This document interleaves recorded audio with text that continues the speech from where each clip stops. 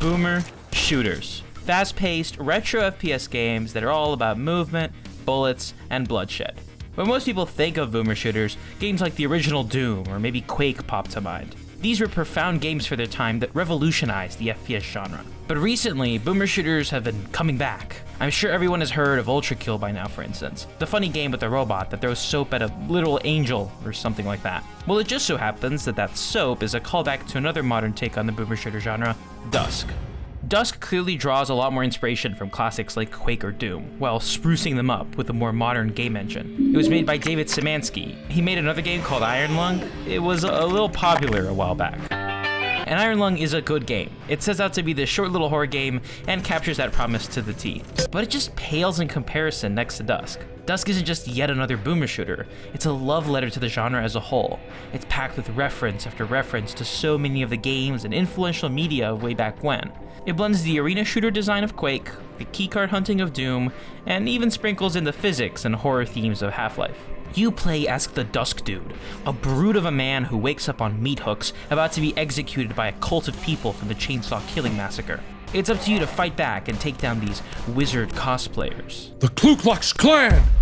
Oh no! The highlight of Dusk has got to be its movement. If you've played Quake before, you're probably familiar with strafe jumping or bee-hopping. Holding W while repeatedly jumping and strafing from side to side allows you to quickly build up and maintain speed. Dusk takes this and makes it way more accessible.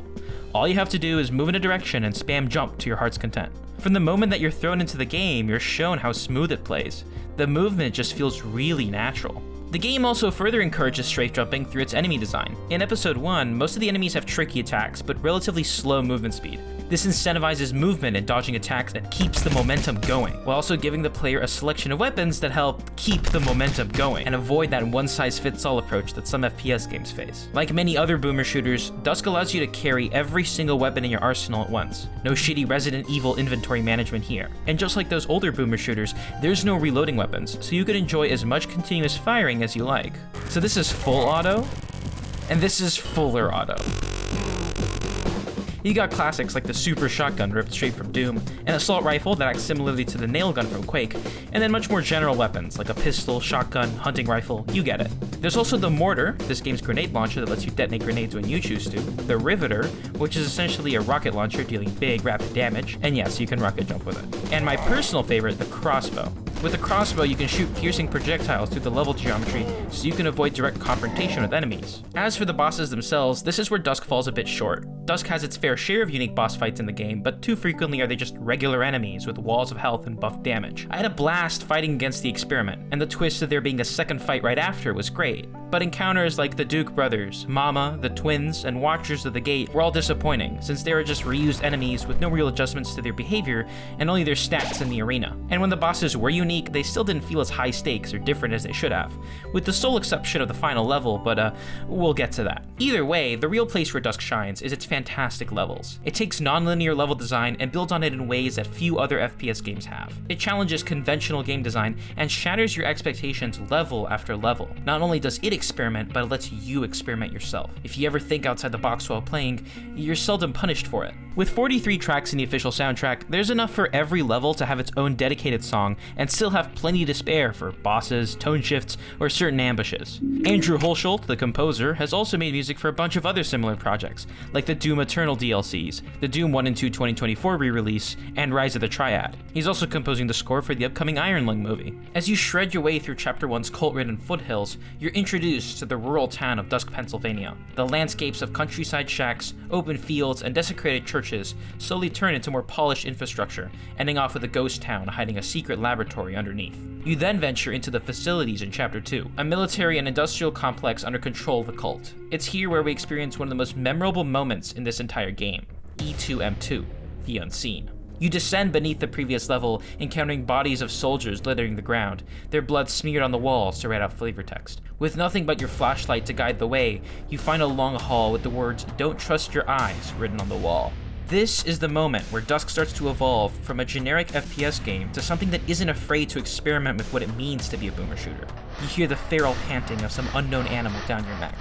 In a sense of danger, you react the only way you know how.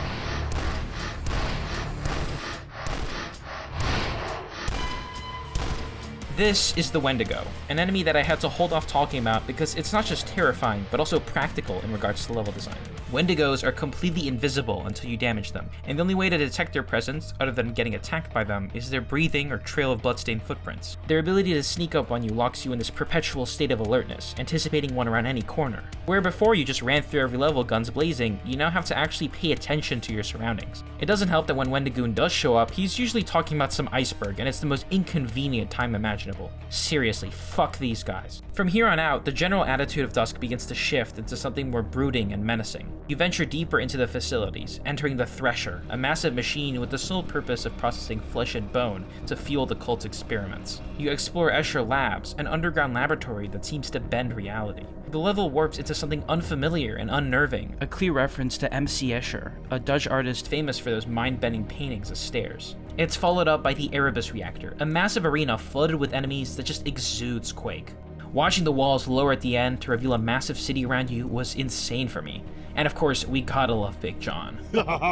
Big John. Yeah, that's me. From here, we venture up to Neobabel, the cult's Minecraft skybase, where they experiment on all that flesh and bone they churned up. They're using it to fuel a literal portal to hell, also known as our next destination. The final episode has you venture through the Nameless City, a gothic, Lovecraftian environment that just screams Quake. And not the cyberpunk alien slop that Quake 2 and 3 are. I'm talking about the gritty, dark, and gothic industrial Quake 1, the Trent Reznor 9 Inch Nails Quake. As the final part of the game, it's clear that this is where David really went all out in level design. Venturing into the Iron Cathedral, you're introduced to the final weapon in Dusk's arsenal, a sword that lets you parry projectiles so long as you have enough morale. Morale is a stat that most people overlook up to this point. In reality, it's actually a form of shield, but the game never tells you that.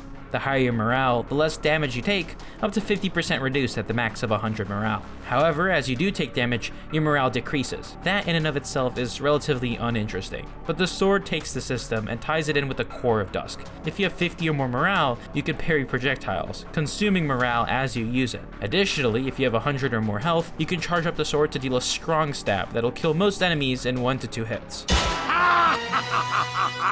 This design is genius. It further rewards the player's mobility, since you have to get close to deal damage, but getting close also risks taking damage yourself, which would render the weapon useless. And the decision to introduce such a weapon in the final episode of the game not only changes up how we approach recurring enemies, but also provides a lot more potential for cool level design, as we'll see. Apart from being the introduction to Chapter 3 and the sword, the Iron Cathedral acts as a great way to really establish the tone of this last part of the game. Chapter 3 has some of the most creative and enjoyable levels I've ever played in an FPS game.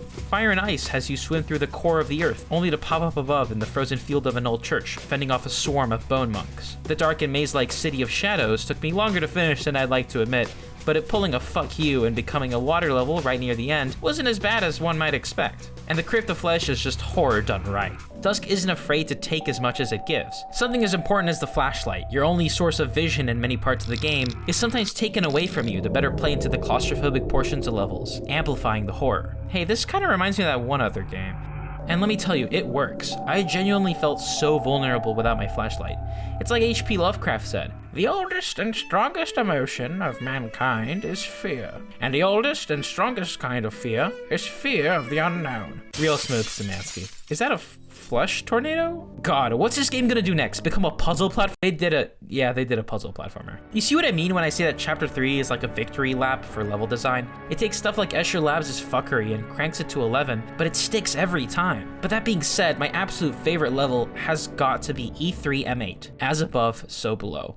You start off in a familiar place, back in front of the Iron Cathedral. However, as you venture inside, the game slowly has you backtrack through the entire game. Room after room are designed to reference levels past, while at the same time being different enough to where you feel uncertain about what's around the corner. It's an incredible stylistic choice that I believe really prepares you for the finale, a retelling of your adventure.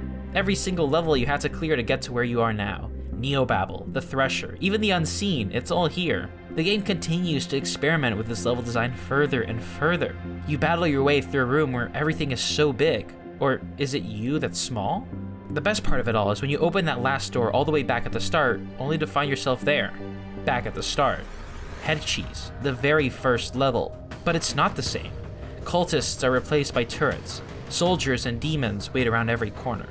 Memories dry and crumble. Their secrets are laid bare. You enter the final room, the place where it all started. those same meat hooks are lying there, inviting you to complete the cycle. And so, you obey. The finale of every episode features a short and simple boss fight to wrap everything up nicely, and E3M10 is no exception. It's the literal namesake of this game, and its final boss of not just the episode, but the game entirely has to be memorable, and boy is it.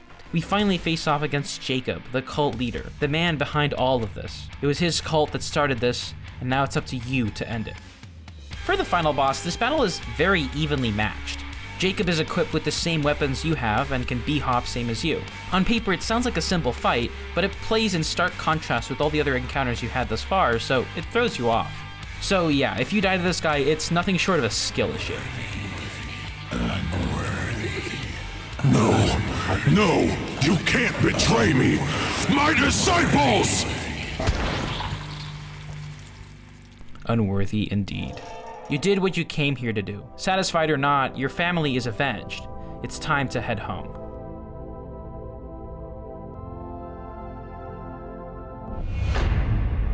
He was worthy, you know, and he accomplished so much.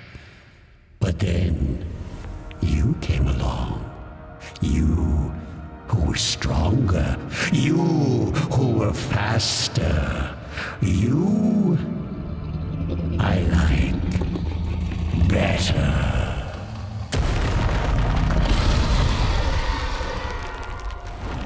Oh, you thought you were done? Did you learn nothing about how this game works? There's always more to Dusk, even at the finale. It turns out that Jacob was nothing short of a pawn. The real mastermind behind the cult is this godlike worm, Nyarlathotep.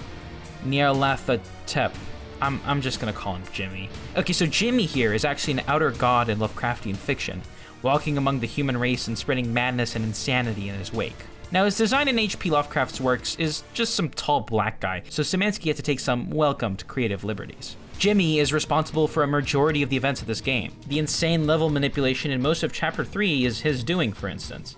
But remember, Dusk isn't too good at bosses, and while this fight is definitely the most creative of them all, since Jimmy isn't just a wall of health but requires you to weaken him by breaking cracks of light, it's nothing remarkable, since you still end up spamming the Riveter and beating the boss in like 30 seconds if you're semi-competent. Either way, it's still a solid battle. Not only is it unique in the context of Dusk and helps defeat the disappointment many face after defeating Jacob, but it's also a nod to Quake 1, where the final boss is also a Lovecraftian glob of flesh. All of Dusk is one big trial to test your worth, and once you beat the final challenge, you're in too deep. Nyarlathotep pacifies you, granting you his power in Jacob's wake. You are to lead the cult now, to repeat this never-ending cycle of pain, of blood, of madness. Your only dream of freedom is that another Dusk dude comes along one day and takes your place.